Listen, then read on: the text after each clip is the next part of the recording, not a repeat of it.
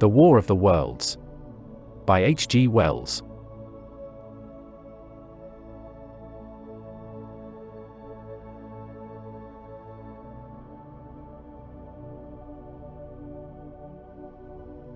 Book 2. The Earth Under the Martians. Chapter 6. The Work of 15 Days. For some time I stood tottering on the mound regardless of my safety. Within that noisome den from which I had emerged I had thought with a narrow intensity only of our immediate security. I had not realized what had been happening to the world, had not anticipated this startling vision of unfamiliar things. I had expected to see sheen in ruins, I found about me the landscape, weird and lurid, of another planet. For that moment I touched an emotion beyond the common range of men, yet one that the poor brutes we dominate know only too well. I felt as a rabbit might feel returning to his burrow and suddenly confronted by the work of a dozen busy navvies digging the foundations of a house. I felt the first inkling of a thing that presently grew quite clear in my mind, that oppressed me for many days, a sense of dethronement, a persuasion that I was no longer a master, but an animal among the animals, under the Martian heel. With us it would be as with them, to lurk and watch, to run and hide, the fear and empire of man had passed away. But so soon as this strangeness had been realized it passed, and my dominant motive became the hunger of my long and dismal fast. In the direction away from the pit I saw, beyond a red-covered wall, a patch of garden ground unburied. This gave me a hint, and I went knee-deep, and sometimes neck-deep, in the red weed. The density of the weed gave me a reassuring sense of hiding. The wall was some 6 feet high, and when I attempted to clamber it I found I could not lift my feet to the crest. So I went along by the side of it, and came to a corner and a rockwork that enabled me to get to the top, and tumble into the garden I coveted. Here I found some young onions, a couple of gladiolus bulbs, and a quantity of immature carrots, all of which I secured, and, scrambling over a ruined wall, went on my way through scarlet and crimson trees towards Kew. It was like walking through an avenue of gigantic blood drops, possessed with two ideas, to get more food, and to limp, as soon and as far as my strength permitted, out of this accursed unearthly region of the pit. Some way farther, in a grassy place, was a group of mushrooms which also I devoured, and then I came upon a brown sheet of flowing shallow water, where meadows used to be. These fragments of nourishment served only to whet my hunger. At first I was surprised at this flood in a hot, dry summer, but afterwards I discovered that it was caused by the tropical exuberance of the red weed. Directly this extraordinary growth encountered water it straightway became gigantic and of unparalleled fecundity. Its seeds were simply poured down into the water of the Wye and Thames, and its swiftly growing and titanic waterfront speedily choked both those rivers. At Putney, as I afterwards saw, the bridge was almost lost in a tangle of this weed, and at Richmond, too, the Thames water poured in a broad and shallow stream across the meadows of Hampton and Twickenham. As the water spread the weed followed them, until the ruined villas of the Thames valley were for a time lost in this red swamp, whose margin I explored, and much of the desolation the Martians had caused was concealed. In the end the red weed succumbed almost as quickly as it had spread. A cankering disease, due, it is believed, to the action of certain bacteria, presently seized upon it. Now by the action of natural selection, all terrestrial plants have acquired a resisting power against bacterial diseases. They never succumb without a severe struggle, but the red weed rotted like a thing already dead. The fronds became bleached, and then shriveled and brittle. They broke off at the least touch, and the waters that had stimulated their early growth carried their last vestiges out to sea. My first act on coming to this water was, of course, to slake my thirst.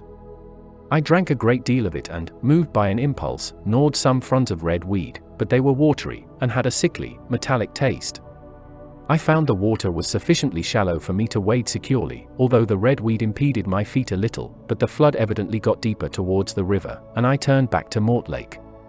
I managed to make out the road by means of occasional ruins of its villas and fences and lamps, and so presently I got out of this spate and made my way to the hill going up towards Roehampton and came out on Putney Common. Here the scenery changed from the strange and unfamiliar to the wreckage of the familiar. Patches of ground exhibited the devastation of a cyclone, and in a few score yards I would come upon perfectly undisturbed spaces, houses with their blinds trimly drawn and doors closed, as if they had been left for a day by the owners, or as if their inhabitants slept within. The red weed was less abundant, the tall trees along the lane were free from the red creeper. I hunted for food among the trees, finding nothing, and I also raided a couple of silent houses, but they had already been broken into and ransacked. I rested for the remainder of the daylight in a shrubbery, being, in my enfeebled condition, too fatigued to push on. All this time I saw no human beings, and no signs of the Martians. I encountered a couple of hungry-looking dogs, but both hurried circuitously away from the advances I made them. Near Roehampton I had seen 2 human skeletons, not bodies, but skeletons, picked clean, and in the wood by me I found the crushed and scattered bones of several cats and rabbits and the skull of a sheep. But though I gnawed parts of these in my mouth, there was nothing to be got from them. After sunset I struggled on along the road towards Putney, where I think the heat ray must have been used for some reason. And in the garden beyond Roehampton I got a quantity of immature potatoes, sufficient to stay my hunger. From this garden one looked down upon Putney and the river. The aspect of the place in the dusk was singularly desolate, blackened trees, blackened, desolate ruins, and down the hill the sheets of the flooded river, red-tinged with the weed. And overall, silence. It filled me with indescribable terror to think how swiftly that desolating change had come. For a time I believed that mankind had been swept out of existence, and that I stood there alone, the last man left alive. Hard by the top of Putney Hill I came upon another skeleton, with the arms dislocated and removed several yards from the rest of the body. As I proceeded I became more and more convinced that the extermination of mankind was, save for such stragglers as myself, already accomplished in this part of the world. The Martians, I thought, had gone on and left the country desolated, seeking food elsewhere. Perhaps even now they were destroying Berlin or Paris, or it might be they had gone northward. Chapter 7. The Man on Putney Hill. I spent that night in the inn that stands at the top of Putney Hill, sleeping in a made bed for the first time since my flight to Leatherhead. I will not tell the needless trouble I had breaking into that house. Afterwards I found the front door was on the latch, nor how I ransacked every room for food, until just on the verge of despair, in what seemed to me to be a servant's bedroom, I found a rat-gnawed crust and 2 tins of pineapple. The place had been already searched and emptied. In the bar I afterwards found some biscuits and sandwiches that had been overlooked. The latter I could not eat, they were too rotten, but the former not only stayed my hunger, but filled my pockets. I lit no lamps, fearing some Martian might come beating that part of London for food in the night. Before I went to bed I had an interval of restlessness, and prowled from window to window, peering out for some sign of these monsters. I slept little. As I lay in bed I found myself thinking consecutively, a thing I do not remember to have done since my last argument with the curate. During all the intervening time my mental condition had been a hurrying succession of vague emotional states or a sort of stupid receptivity. But in the night my brain, reinforced, I suppose, by the food I had eaten, grew clear again, and I thought. 3 things struggled for possession of my mind: the killing of the curate, the whereabouts of the Martians, and the possible fate of my wife. The former gave me no sensation of horror or remorse to recall, I saw it simply as a thing done, a memory infinitely disagreeable but quite without the quality of remorse. I saw myself then as I see myself now, driven step by step towards that hasty blow, the creature of a sequence of accidents leading inevitably to that. I felt no condemnation, yet the memory, static, unprogressive, haunted me. In the silence of the night, with that sense of the nearness of God that sometimes comes into the stillness and the darkness, I stood my trial, my only trial, for that moment of wrath and fear. I retraced every step of our conversation from the moment when I had found him crouching beside me, heedless of my thirst, and pointing to the fire and smoke that streamed up from the ruins of Wreckage. We had been incapable of cooperation, grim chance had taken no heed of that. Had I foreseen, I should have left him at Halliford. But I did not foresee, and crime is to foresee and do. And I set this down as I have set all this story down, as it was. There were no witnesses, all these things I might have concealed. But I set it down, and the reader must form his judgment as he will. And when, by an effort, I had set aside that picture of a prostrate body, I faced the problem of the Martians and the fate of my wife. For the former I had no data, I could imagine 100 things, and so, unhappily, I could for the latter. And suddenly that night became terrible. I found myself sitting up in bed, staring at the dark. I found myself praying that the heat ray might have suddenly and painlessly struck her out of being. Since the night of my return from Leatherhead I had not prayed. I had uttered prayers, fetish prayers, had prayed as heathens mutter charms when I was in extremity, but now I prayed indeed, pleading steadfastly and sanely, face to face with the darkness of God. Strange night.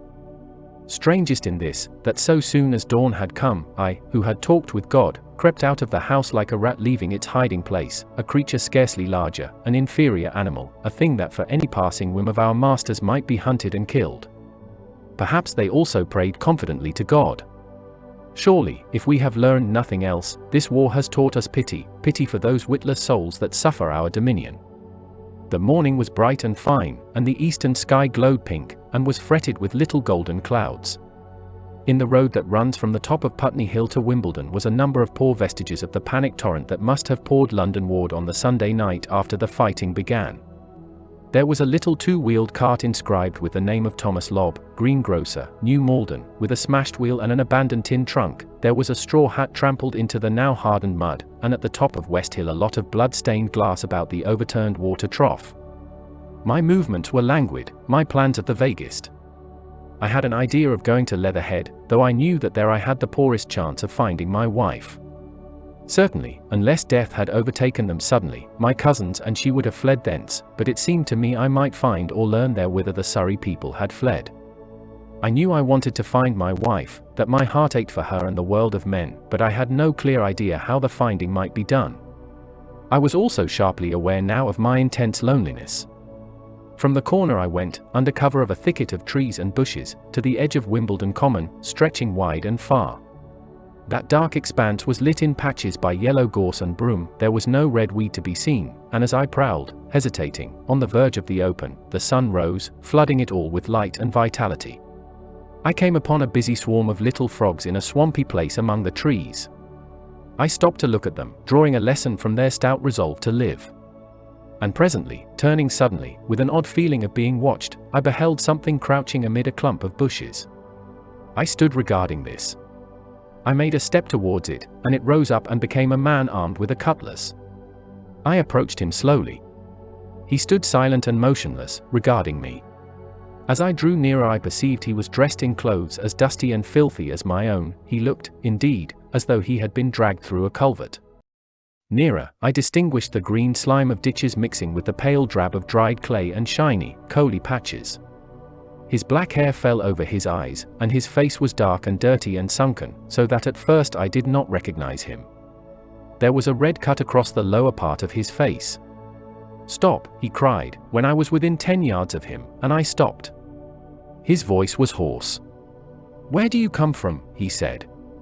I thought, surveying him. "I come from Mortlake," I said. "I was buried near the pit the Martians made about their cylinder. I have worked my way out and escaped. There is no food about here," he said. "This is my country. All this hill down to the river, and back to Clapham, and up to the edge of the common. There is only food for one. Which way are you going?" I answered slowly. "I don't know," I said. "I have been buried in the ruins of a house 13 or 14 days. I don't know what has happened." He looked at me doubtfully, then started, and looked with a changed expression. "I've no wish to stop about here," said I. "I think I shall go to Leatherhead, for my wife was there." He shot out a pointing finger. "It is you," said he, "the man from Woking. And you weren't killed at Bridge?" I recognized him at the same moment. "You are the artilleryman who came into my garden." "Good luck," he said. "We are lucky ones. Fancy you." He put out a hand, and I took it. "I crawled up a drain," he said. "But they didn't kill everyone. And after they went away I got off towards Walton across the fields. But it's not 16 days altogether, and your hair is grey." He looked over his shoulder suddenly. "Only a rook," he said. "One gets to know that birds have shadows these days. This is a bit open. Let us crawl under those bushes and talk. Have you seen any Martians?" I said. "Since I crawled out, they've gone away across London," he said. "I guess they've got a bigger camp there. Of a night, all over there, Hampstead way, the sky is alive with their lights. It's like a great city, and in the glare you can just see them moving. By daylight you can't. But nearer, I haven't seen them. He counted on his fingers, 5 days. Then I saw a couple across Hammersmith Way carrying something big. And the night before last, he stopped and spoke impressively. It was just a matter of lights, but it was something up in the air. I believe they've built a flying machine, and are learning to fly. I stopped, on hands and knees, for we had come to the bushes. Fly. Yes, he said, fly. I went on into a little bower, and sat down. It is all over with humanity, I said. If they can do that, they will simply go round the world. He nodded. They will. But it will relieve things over here a bit. And besides, he looked at me. Aren't you satisfied it is up with humanity? I am. We're down, we're beat. I stared. Strange as it may seem, I had not arrived at this fact, a fact perfectly obvious so soon as he spoke.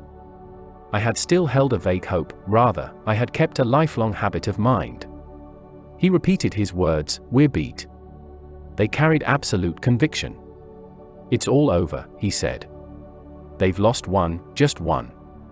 And they've made their footing good and crippled the greatest power in the world. They've walked over us.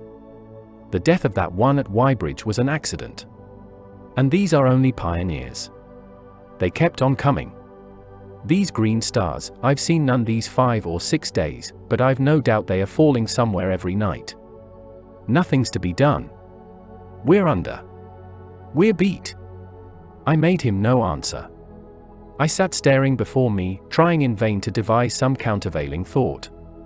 This isn't a war, said the artilleryman. It never was a war, any more than there's war between man and ants. Suddenly I recalled the night in the observatory. After the 10th shot they fired no more, at least, until the first cylinder came. How do you know, said the artilleryman. I explained. He thought. Something wrong with the gun, he said. But what if there is? They'll get it right again. And even if there's a delay, how can it alter the end? It's just men and ants. There's the ants builds their cities, live their lives, have wars, revolutions, until the men want them out of the way, and then they go out of the way. That's what we are now, just ants. Only, yes, I said. We're eatable ants. We sat looking at each other. And what will they do with us? I said. That's what I've been thinking, he said, that's what I've been thinking. After Wreckage I went south, thinking. I saw what was up. Most of the people were hard at it squealing and exciting themselves. But I'm not so fond of squealing. I've been in sight of death once or twice, I'm not an ornamental soldier, and at the best and worst, death, it's just death. And it's the man that keeps on thinking comes through. I saw everyone tracking away south. Says I, food won't last this way, and I turned right back. I went for the Martians like a sparrow goes for man. All round, he waved a hand to the horizon, they are starving in heaps, bolting, treading on each other. He saw my face, and halted awkwardly. No doubt lots who had money have gone away to France, he said. He seemed to hesitate whether to apologize, met my eyes, and went on, there's food all about here. Can things in shops, wines, spirits, mineral waters, and the water mains and drains are empty. Well, I was telling you what I was thinking. Here's intelligent things, I said, and it seems they want us for food. First, they'll smash us up, ships, machines, guns, cities, all the order and organization. All that will go. If we were the size of ants we might pull through. But we're not. It's all too bulky to stop. That's the first certainty. Eh? I assented. It is, I've thought it out. Very well, then, next, at present we're caught as we're wanted. A Martian has only to go a few miles to get a crowd on the run. And I saw one day, out by Wandsworth, picking houses to pieces and rooting among the wreckage.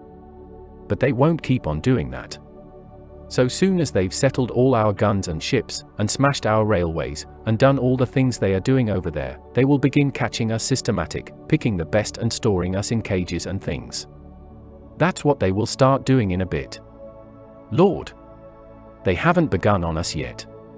Don't you see that? Not begun. I exclaimed. Not begun.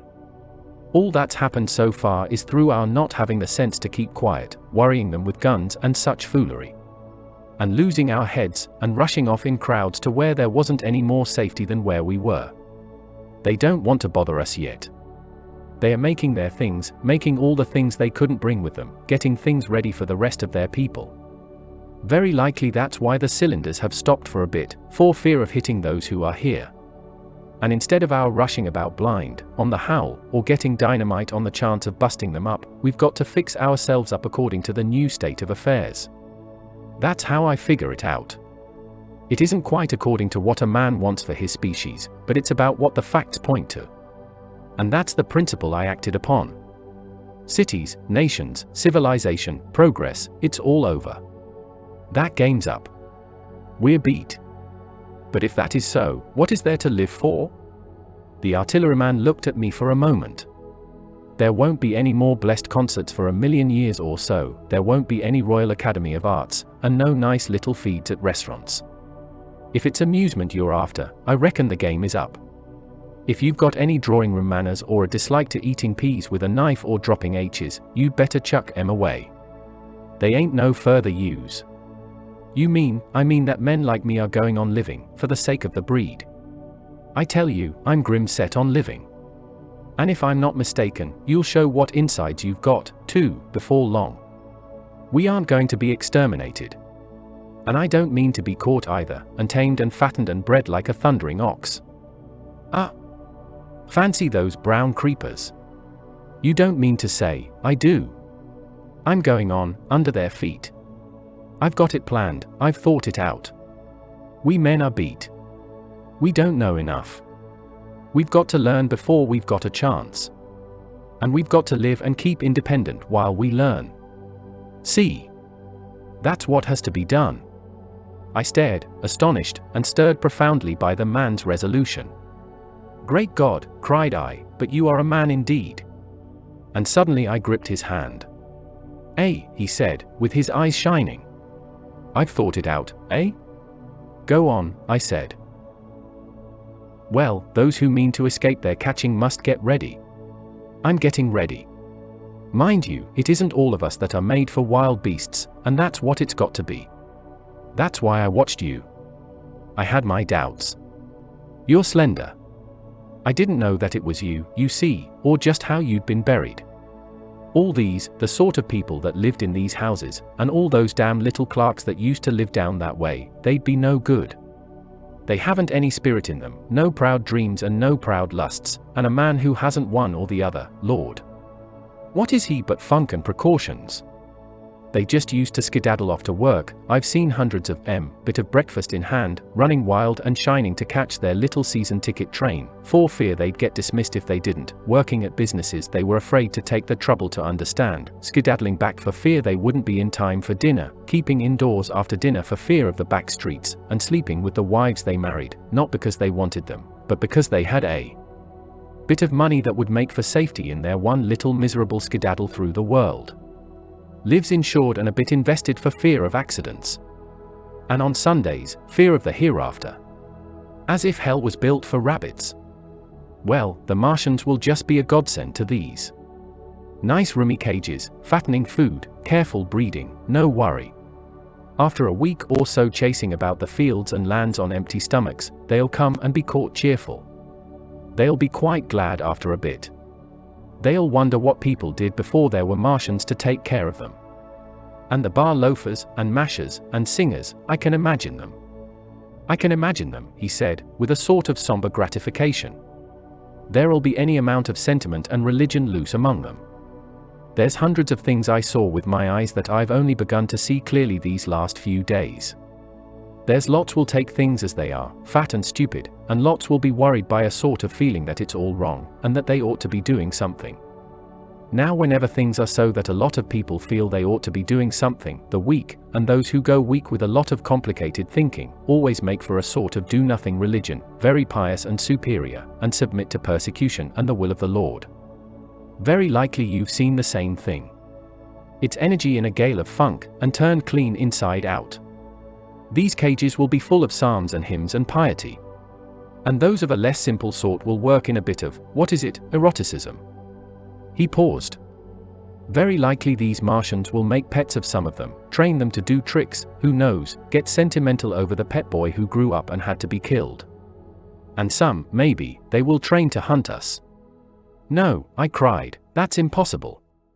No human being, what's the good of going on with such lies, said the artilleryman. There's men who do it cheerful. What nonsense to pretend there isn't. And I succumbed to his conviction. If they come after me, he said, Lord, if they come after me, and subsided into a grim meditation. I sat contemplating these things. I could find nothing to bring against this man's reasoning. In the days before the invasion no one would have questioned my intellectual superiority to his, I, a professed and recognized writer on philosophical themes, and he, a common soldier, and yet he had already formulated a situation that I had scarcely realized. What are you doing? I said presently. What plans have you made? He hesitated. Well, it's like this, he said. What have we to do? We have to invent a sort of life where men can live and breed, and be sufficiently secure to bring the children up. Yes, wait a bit, and I'll make it clearer what I think ought to be done. The tame ones will go like all tame beasts, in a few generations they'll be big, beautiful, rich-blooded, stupid, rubbish. The risk is that we who keep wild will go savage, degenerate into a sort of big, savage rat. You see, how I mean to live is underground. I've been thinking about the drains. Of course those who don't know drains think horrible things, but under this London are miles and miles, hundreds of miles, and a few days' rain and London empty will leave them sweet and clean. The main drains are big enough and airy enough for anyone. Then there's cellars, vaults, stores, from which bolting passages may be made to the drains. And the railway tunnels and subways. Eh? You begin to see? And we form a band, able-bodied, clean-minded men. We're not going to pick up any rubbish that drifts in. Weaklings go out again. As you meant me to go? Well, I parleyed, didn't I? We won't quarrel about that. Go on. Those who stop obey orders. Able-bodied, clean-minded women we want also, mothers and teachers. No lackadaisical ladies, no blasted rolling eyes. We can't have any weak or silly. Life is real again, and the useless and cumbersome and mischievous have to die. They ought to die. They ought to be willing to die. It's a sort of disloyalty, after all, to live and taint the race. And they can't be happy. Moreover, dying's none so dreadful, it's the funking makes it bad. And in all those places we shall gather. Our district will be London. And we may even be able to keep a watch, and run about in the open when the Martians keep away. Play cricket, perhaps. That's how we shall save the race. Eh? It's a possible thing. But saving the race is nothing in itself. As I say, that's only being rats. It's saving our knowledge and adding to it is the thing. There men like you come in. There's books, there's models. We must make great safe places down deep, and get all the books we can, not novels and poetry swipes, but ideas, science books. That's where men like you come in. We must go to the British Museum and pick all those books through. Especially we must keep up our science, learn more. We must watch these Martians. Some of us must go as spies. When it's all working, perhaps I will.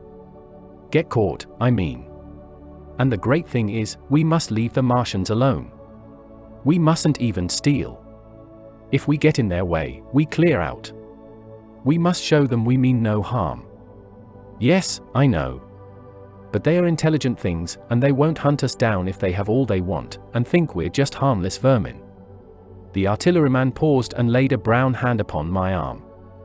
After all, it may not be so much we may have to learn before. Just imagine this, 4 or 5 of their fighting machines suddenly starting off, heat rays right and left, and not a Martian in M. Not a Martian in M, but men who have learned the way how. It may be in my time, even, those men.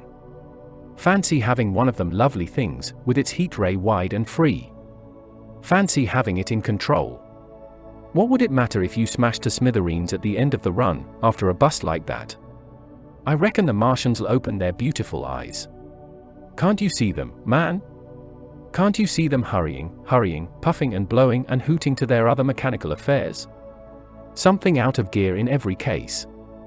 And swish, bang, rattle, swish.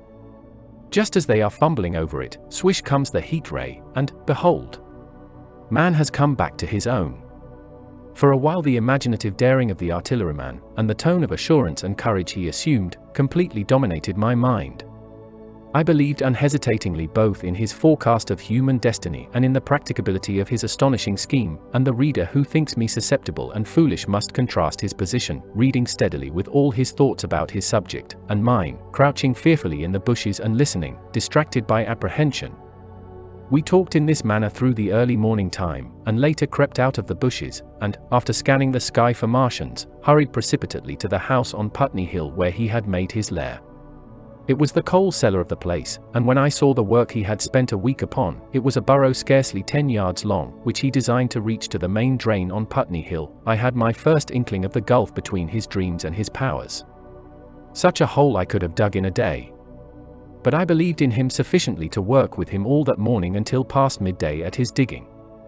We had a garden barrow and shot the earth we removed against the kitchen range. We refreshed ourselves with a tin of mock turtle soup and wine from the neighboring pantry. I found a curious relief from the aching strangeness of the world in this steady labor. As we worked, I turned his project over in my mind, and presently objections and doubts began to arise, but I worked there all the morning, so glad was I to find myself with a purpose again. After working an hour I began to speculate on the distance one had to go before the cloaker was reached, the chances we had of missing it altogether. My immediate trouble was why we should dig this long tunnel, when it was possible to get into the drain at once down one of the manholes, and work back to the house.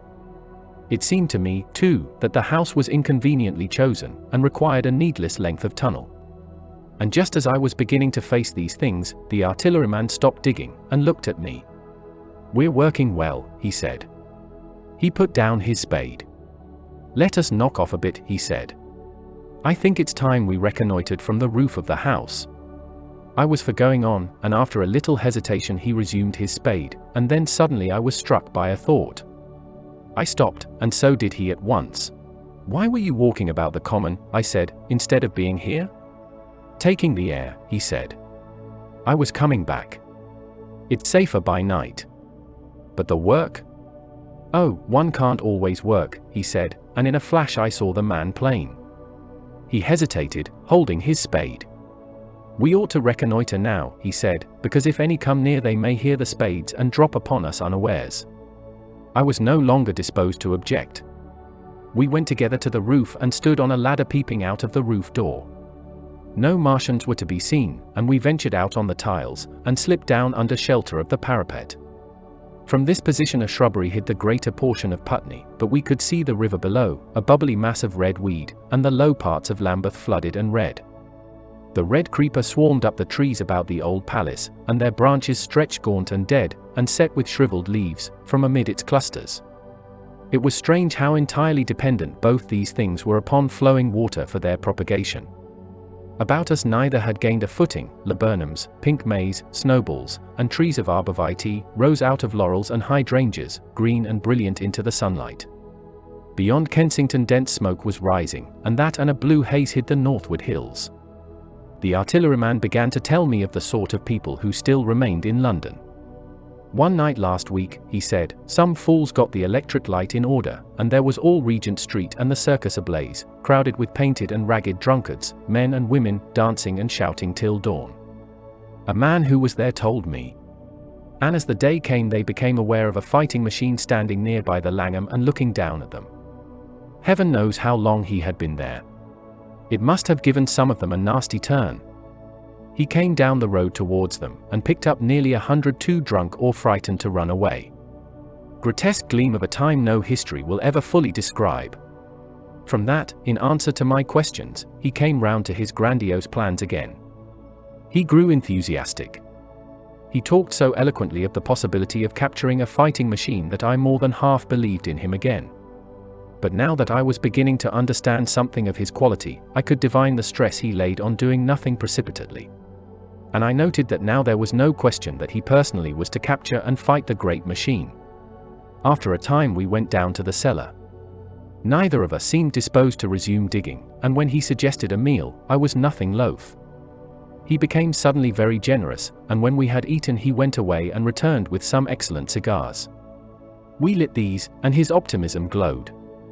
He was inclined to regard my coming as a great occasion. "There's some champagne in the cellar," he said. "We can dig better on this Thames-side Burgundy," said I. "No," said he, "I am host today." "Champagne? Great God! We've a heavy enough task before us. Let us take a rest and gather strength while we may. Look at these blistered hands." And pursuant to this idea of a holiday, he insisted upon playing cards after we had eaten.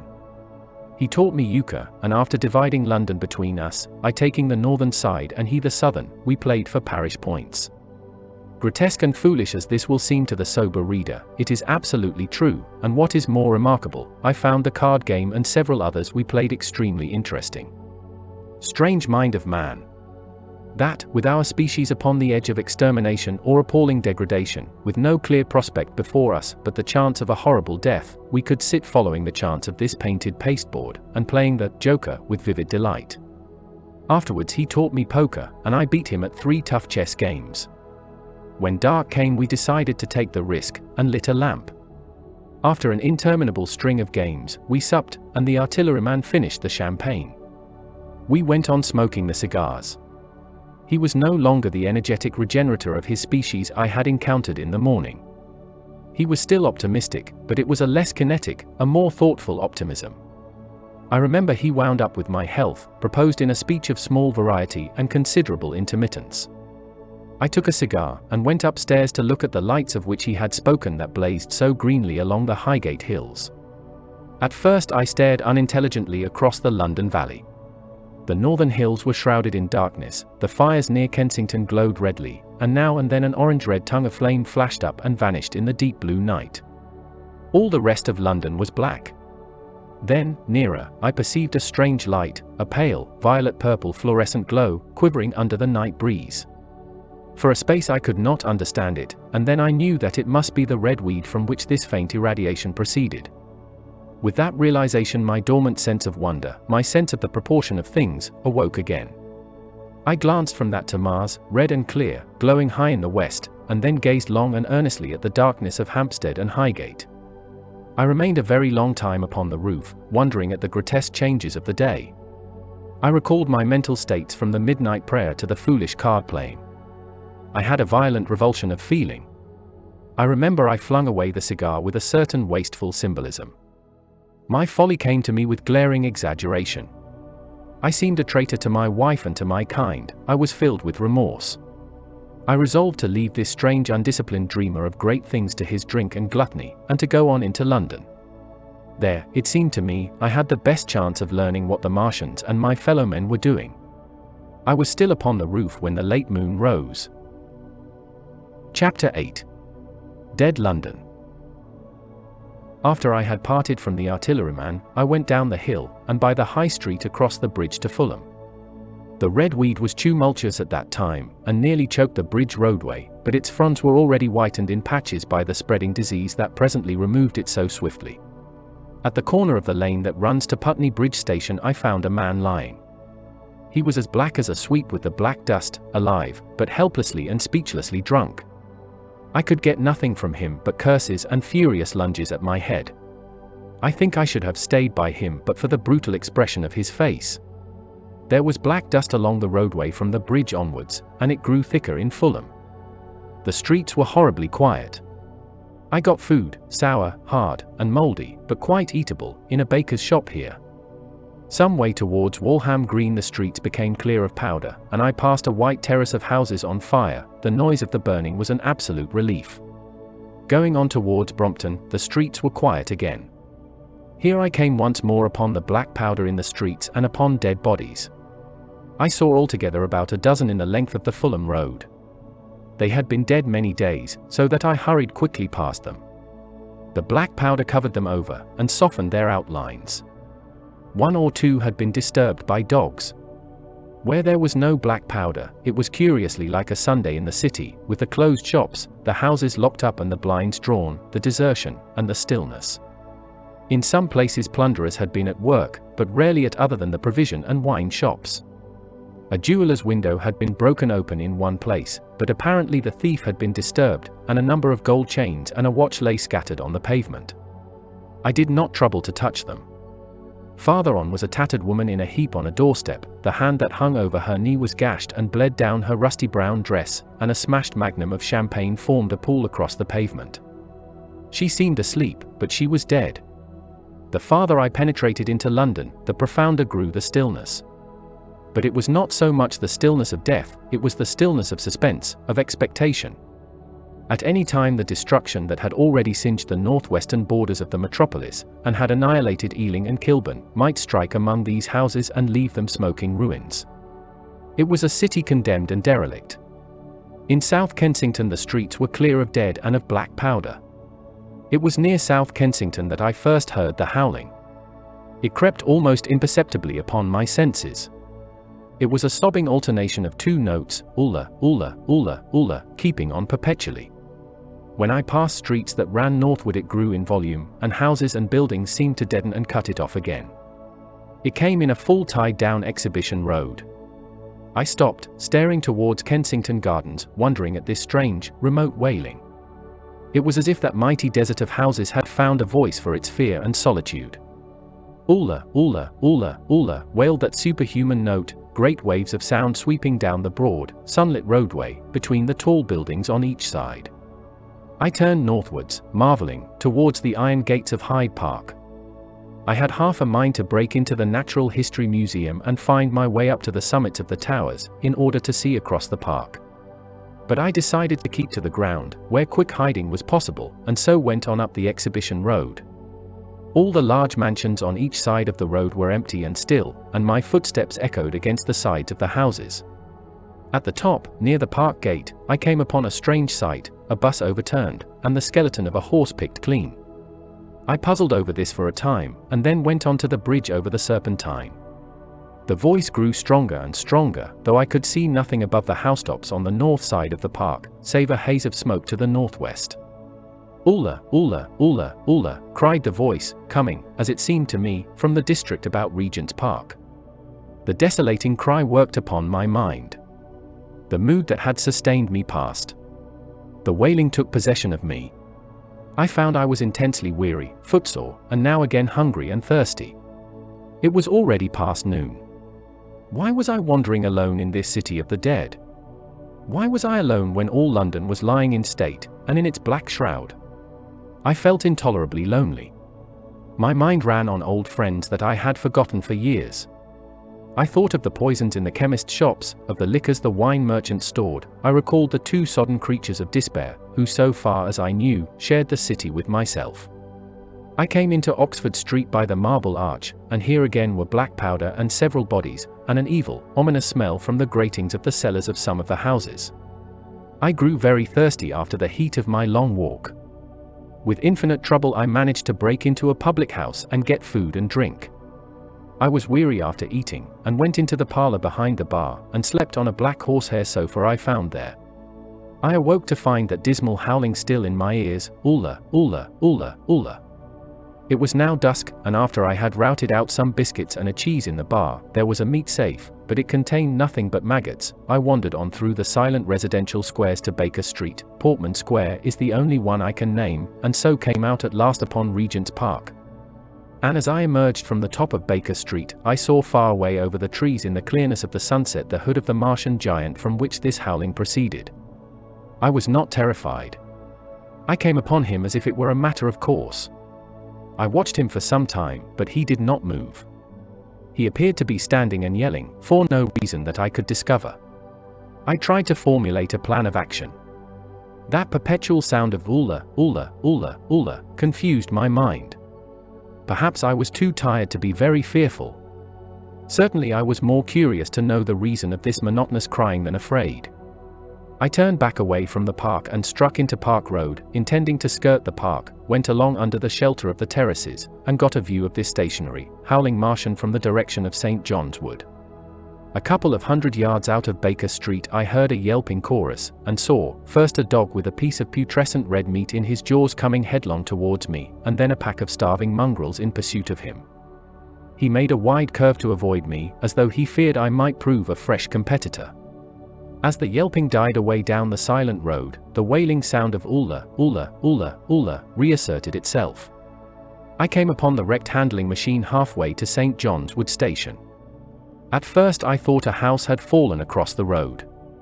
It was only as I clambered among the ruins that I saw, with a start, this mechanical Samson lying, with its tentacles bent and smashed and twisted, among the ruins it had made.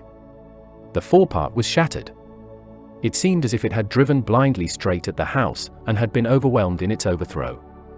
It seemed to me then that this might have happened by a handling machine escaping from the guidance of its Martian. I could not clamber among the ruins to see it, and the twilight was now so far advanced that the blood with which its seat was smeared, and the gnawed gristle of the Martian that the dogs had left, were invisible to me. Wondering still more at all that I had seen, I pushed on towards Primrose Hill. Far away, through a gap in the trees, I saw a second Martian, as motionless as the first, standing in the park towards the zoological gardens, and silent. A little beyond the ruins about the smashed handling machine I came upon the red weed again, and found the Regent's Canal, a spongy mass of dark red vegetation. As I crossed the bridge, the sound of "Ulla, Ulla, Ulla, Ulla" ceased. It was, as it were, cut off. The silence came like a thunderclap. The dusky houses about me stood faint and tall and dim, the trees towards the park were growing black. All about me the red weed clambered among the ruins, writhing to get above me in the dimness. Night, the mother of fear and mystery, was coming upon me. But while that voice sounded, the solitude, the desolation, had been endurable. By virtue of it London had still seemed alive, and the sense of life about me had upheld me. Then suddenly a change, the passing of something, I knew not what, and then a stillness that could be felt. Nothing but this gaunt quiet. London about me gazed at me spectrally. The windows in the white houses were like the eye sockets of skulls. About me my imagination found 1,000 noiseless enemies moving. Terror seized me, a horror of my temerity. In front of me the road became pitchy black as though it was tarred, and I saw a contorted shape lying across the pathway. I could not bring myself to go on. I turned down St. John's Wood Road, and ran headlong from this unendurable stillness towards Kilburn. I hid from the night and the silence, until long after midnight, in a cabman's shelter in Harrow Road. But before the dawn my courage returned, and while the stars were still in the sky I turned once more towards Regent's Park. I missed my way among the streets, and presently saw down a long avenue, in the half-light of the early dawn, the curve of Primrose Hill. On the summit, towering up to the fading stars, was a third Martian, erect and motionless like the others. An insane resolve possessed me. I would die and end it. And I would save myself even the trouble of killing myself. I marched on recklessly towards this Titan, and then, as I drew nearer and the light grew, I saw that a multitude of black birds was circling and clustering about the hood. At that my heart gave a bound, and I began running along the road. I hurried through the red weed that choked St. Edmund's Terrace. I waded breast-high across a torrent of water that was rushing down from the waterworks towards the Albert Road, and emerged upon the grass before the rising of the sun. Great mounds had been heaped about the crest of the hill, making a huge redoubt of it. It was the final and largest place the Martians had made, and from behind these heaps there rose a thin smoke against the sky. Against the skyline an eager dog ran and disappeared. The thought that had flashed into my mind grew real, grew credible. I felt no fear, only a wild, trembling exultation, as I ran up the hill towards the motionless monster. Out of the hood hung lank shreds of brown, at which the hungry birds pecked and tore. In another moment I had scrambled up the earthen rampart and stood upon its crest, and the interior of the redoubt was below me. A mighty space it was, with gigantic machines here and there within it, huge mounds of material and strange shelter places. And scattered about it, some in their overturned war machines, some in the now rigid handling machines, and a dozen of them stark and silent and laid in a row, were the Martians, dead, slain by the putrefactive and disease bacteria against which their systems were unprepared, slain as the red weed was being slain, slain, after all man's devices had failed, by the humblest things that God, in his wisdom, has put upon this earth. For so it had come about, as indeed I and many men might have foreseen had not terror and disaster blinded our minds. These germs of disease have taken toll of humanity since the beginning of things, taken toll of our pre-human ancestors since life began here. But by virtue of this natural selection of our kind we have developed resisting power. To no germs do we succumb without a struggle, and to many, those that cause putrefaction in dead matter, for instance, our living frames are altogether immune. But there are no bacteria in Mars, and directly these invaders arrived, directly they drank and fed, our microscopic allies began to work their overthrow. Already when I watched them they were irrevocably doomed, dying and rotting even as they went to and fro. It was inevitable. By the toll of 1 billion deaths man has bought his birthright of the earth, and it is his against all comers. It would still be his were the Martians 10 times as mighty as they are. For neither do men live nor die in vain. Here and there they were scattered, nearly 50 altogether, in that great gulf they had made, overtaken by a death that must have seemed to them as incomprehensible as any death could be. To me also at that time this death was incomprehensible. All I knew was that these things that had been alive and so terrible to men were dead. For a moment I believed that the destruction of Sennacherib had been repeated, that God had repented, that the angel of death had slain them in the night. I stood staring into the pit, and my heart lightened gloriously, even as the rising sun struck the world to fire about me with his rays. The pit was still in darkness, the mighty engines, so great and wonderful in their power and complexity, so unearthly in their tortuous forms, rose weird and vague and strange out of the shadows towards the light. A multitude of dogs, I could hear, fought over the bodies that lay darkly in the depth of the pit, far below me. Across the pit on its farther lip, flat and vast and strange, lay the great flying machine with which they had been experimenting upon our denser atmosphere when decay and death arrested them. Death had come not a day too soon. At the sound of a cawing overhead I looked up at the huge fighting machine that would fight no more forever, at the tattered red shreds of flesh that dripped down upon the overturned seats on the summit of Primrose Hill. I turned and looked down the slope of the hill to where, enhaloed now in birds, stood those other 2 Martians that I had seen overnight, just as death had overtaken them. The one had died, even as it had been crying to its companions, perhaps it was the last to die, and its voice had gone on perpetually until the force of its machinery was exhausted. They glittered now, harmless tripod towers of shining metal, in the brightness of the rising Sunday. All about the pit, and saved as by a miracle from everlasting destruction, stretched the great mother of cities. Those who have only seen London veiled in her somber robes of smoke can scarcely imagine the naked clearness and beauty of the silent wilderness of houses. Eastward, over the blackened ruins of the Albert Terrace and the splintered spire of the church, the sun blazed dazzling in a clear sky, and here and there some facet in the great wilderness of roofs caught the light and glared with a white intensity.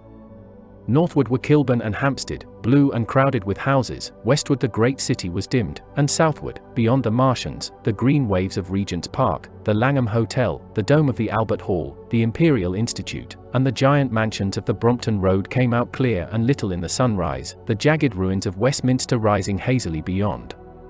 Far away and blue were the Surrey hills, and the towers of the Crystal Palace glittered like 2 silver rods. The dome of St. Paul's was dark against the sunrise, and injured, I saw for the first time, by a huge gaping cavity on its western side.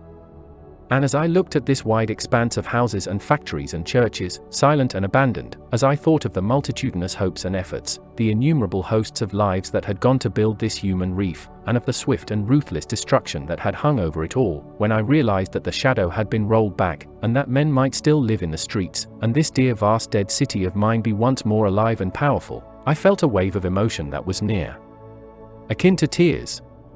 The torment was over. Even that day the healing would begin. The survivors of the people scattered over the country, leaderless, lawless, foodless, like sheep without a shepherd, the thousands who had fled by sea, would begin to return, the pulse of life, growing stronger and stronger, would beat again in the empty streets and pour across the vacant squares. Whatever destruction was done, the hand of the destroyer was stayed. All the gaunt wrecks, the blackened skeletons of houses that stared so dismally at the sunlit grass of the hill, would presently be echoing with the hammers of the restorers and ringing with the tapping of their trowels. At the thought I extended my hands towards the sky and began thanking God.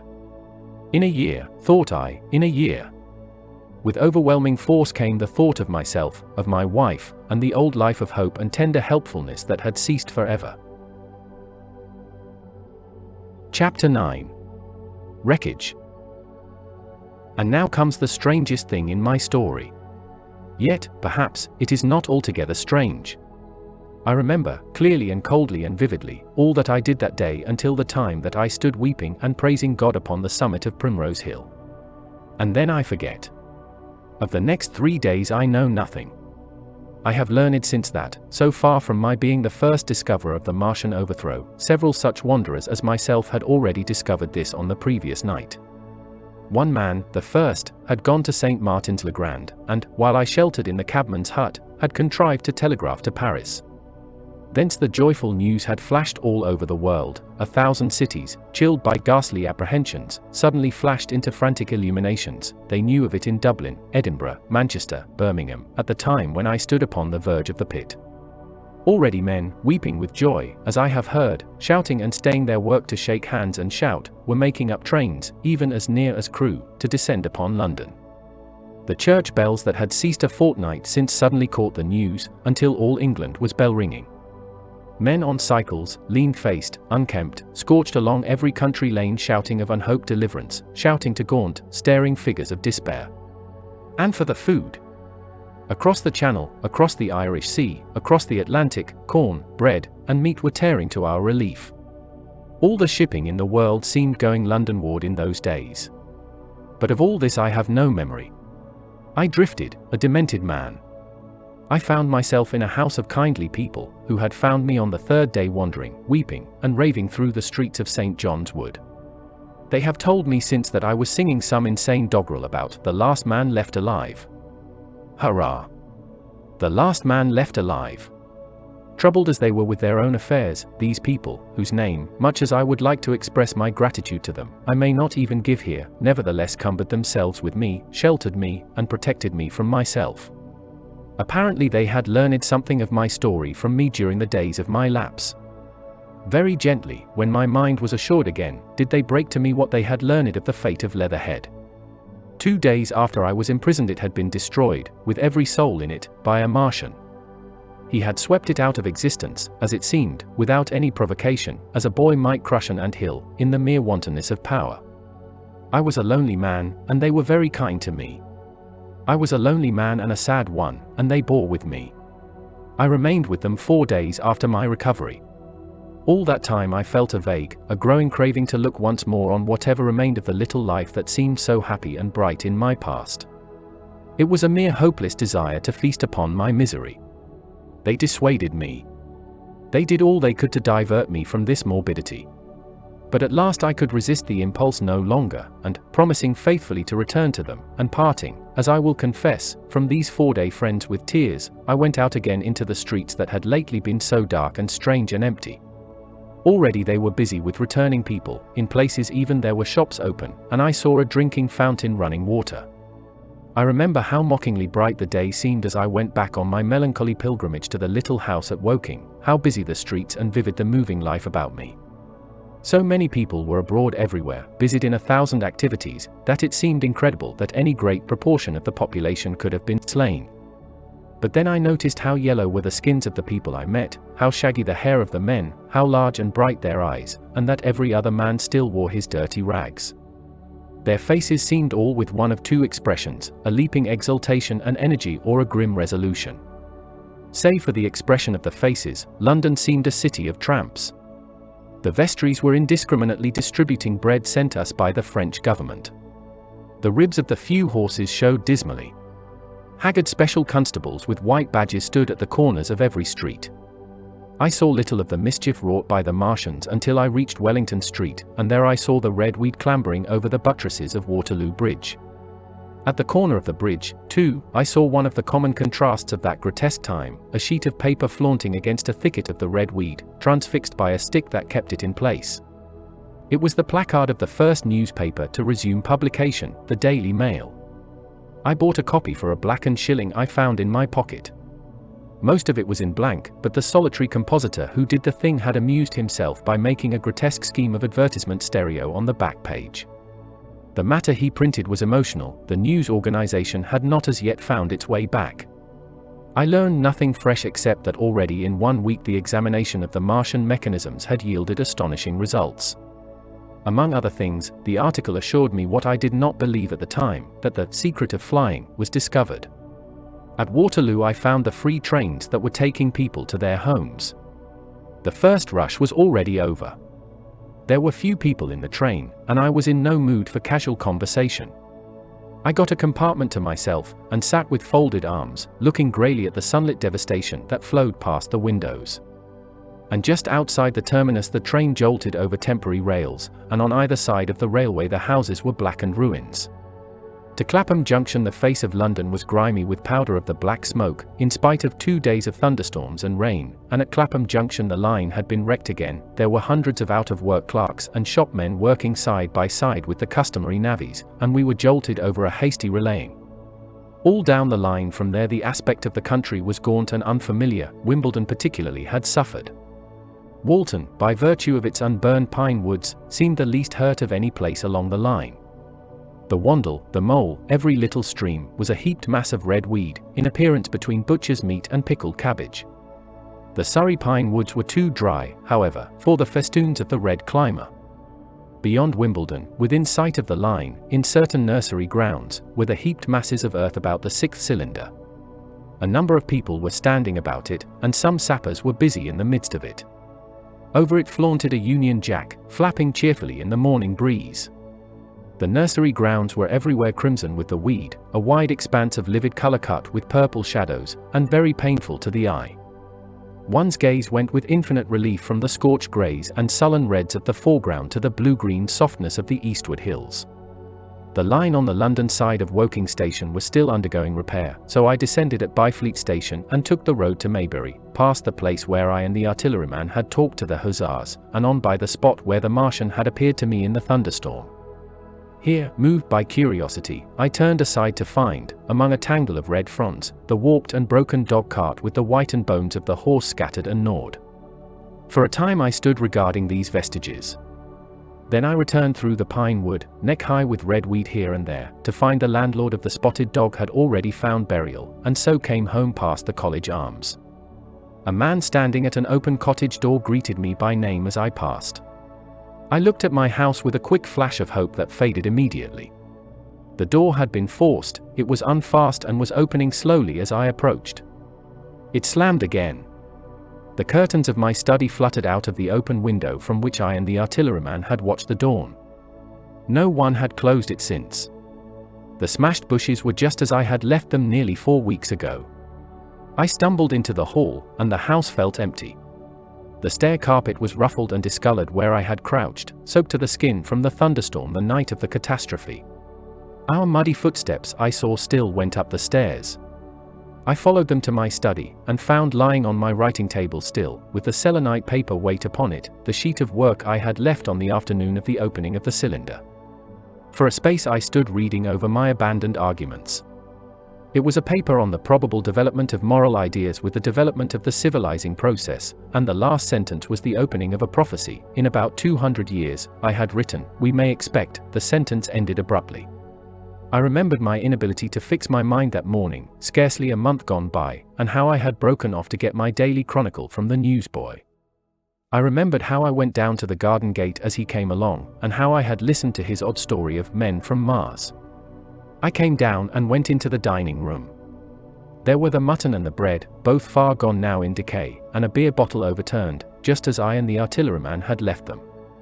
My home was desolate. I perceived the folly of the faint hope I had cherished so long.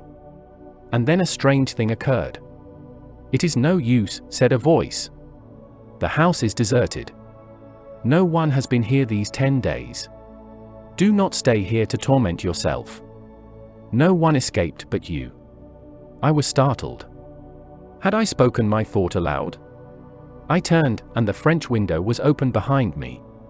I made a step to it, and stood looking out. And there, amazed and afraid, even as I stood amazed and afraid, were my cousin and my wife white and tearless. She gave a faint cry. "I came," she said. "I knew." She put her hand to her throat, swayed. I made a step forward, and caught her in my arms. Chapter 10. The Epilogue. I cannot but regret, now that I am concluding my story, how little I am able to contribute to the discussion of the many debatable questions which are still unsettled. In one respect I shall certainly provoke criticism. My particular province is speculative philosophy. My knowledge of comparative physiology is confined to a book or two, but it seems to me that Carver's suggestions as to the reason of the rapid death of the Martians is so probable as to be regarded almost as a proven conclusion. I have assumed that in the body of my narrative. At any rate, in all the bodies of the Martians that were examined after the war, no bacteria except those already known as terrestrial species were found. That they did not bury any of their dead, and the reckless slaughter they perpetrated, point also to an entire ignorance of the putrefactive process. But probable as this seems, it is by no means a proven conclusion. Neither is the composition of the black smoke known, which the Martians used with such deadly effect, and the generator of the heat rays remains a puzzle. The terrible disasters at the Ealing and South Kensington laboratories have disinclined analysts for further investigations upon the latter. Spectrum analysis of the black powder points unmistakably to the presence of an unknown element with a brilliant group of 3 lines in the green, and it is possible that it combines with argon to form a compound which acts at once with deadly effect upon some constituent in the blood. But such unproven speculations will scarcely be of interest to the general reader, to whom this story is addressed. None of the brown scum that drifted down the Thames after the destruction of Shepperton was examined at the time, and now none is forthcoming. The results of an anatomical examination of the Martians, so far as the prowling dogs had left such an examination possible, I have already given. But everyone is familiar with the magnificent and almost complete specimen in spirits at the Natural History Museum, and the countless drawings that have been made from it, and beyond that the interest of their physiology and structure is purely scientific. A question of graver and universal interest is the possibility of another attack from the Martians. I do not think that nearly enough attention is being given to this aspect of the matter. At present the planet Mars is in conjunction, but with every return to opposition I, for one, anticipate a renewal of their adventure. In any case, we should be prepared.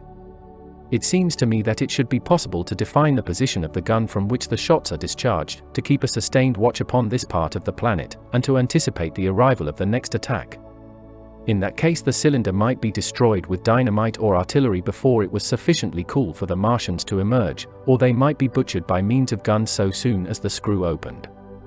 It seems to me that they have lost a vast advantage in the failure of their first surprise. Possibly they see it in the same light. Lessing has advanced excellent reasons for supposing that the Martians have actually succeeded in effecting a landing on the planet Venus. 7 months ago now, Venus and Mars were in alignment with the Sun, that is to say, Mars was in opposition from the point of view of an observer on Venus. Subsequently a peculiar luminous and sinuous marking appeared on the unillumined half of the inner planet, and almost simultaneously a faint dark mark of a similar sinuous character was detected upon a photograph of the Martian disk.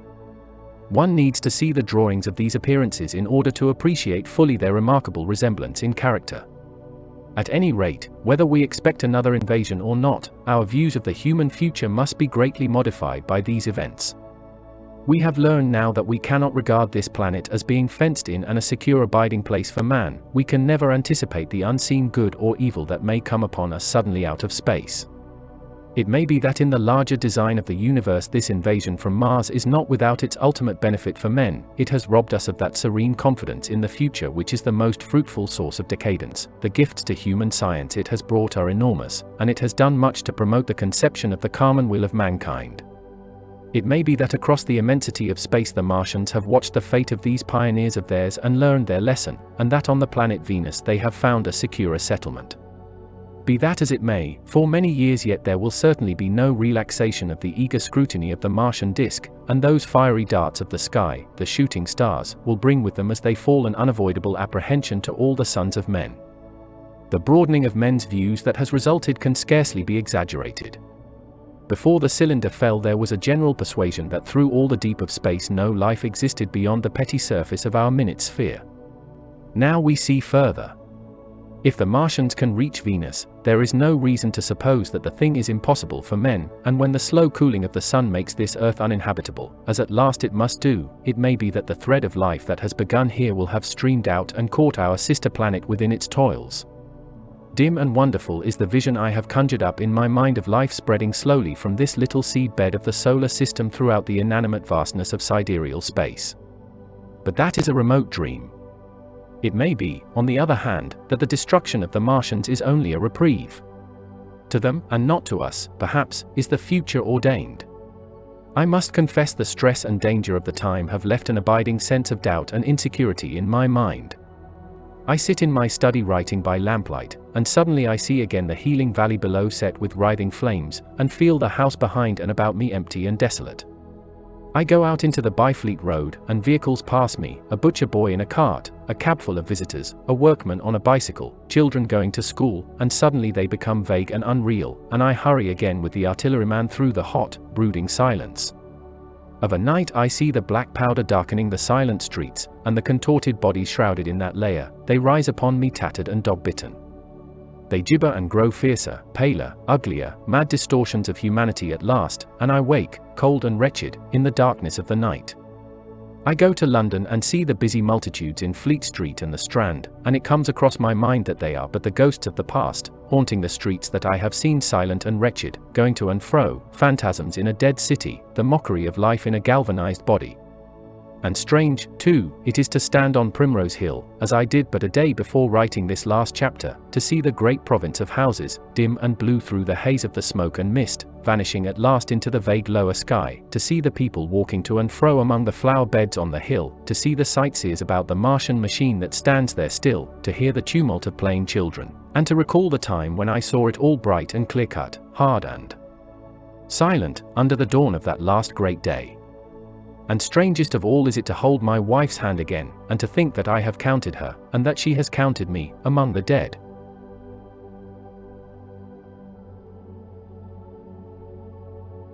Thank you for watching. If you have enjoyed War of the Worlds, please let us know by hitting the like and subscribe buttons. See you next time.